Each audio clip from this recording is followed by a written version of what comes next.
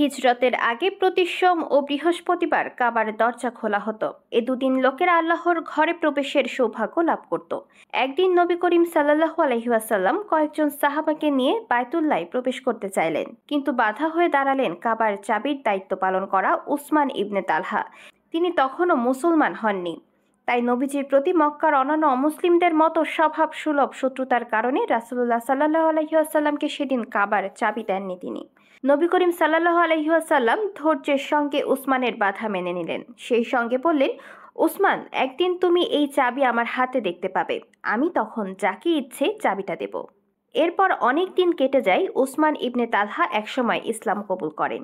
এরপর মক্কা বিজয়ের দিন মক্কার সব কিছুই যখন রাসূলুল্লাহ সাল্লাল্লাহু আলাইহি ওয়াসাল্লামের অধীনে ছিল, তিনি তখন উসমানের কাছে কাবার চাবি চাইলেন।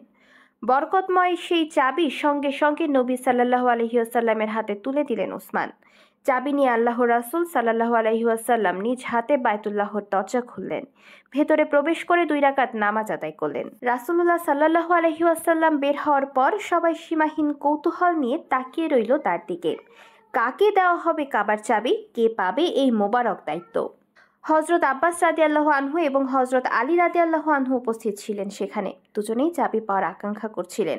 এমনকি তারা এ ব্যাপারে আবেদনও করেছিলেন রাসূল আকরাম সাল্লাল্লাহু আলাইহি ওয়াসাল্লামের কাছে। কিন্তু না, সব জল্পনা কল্পনার অবসান ঘটিয়ে নবী করিম সাল্লাল্লাহু আলাইহি ওয়াসাল্লাম দরাজ গলায় ডাকলেন উসমান ইবনে তালহাকে।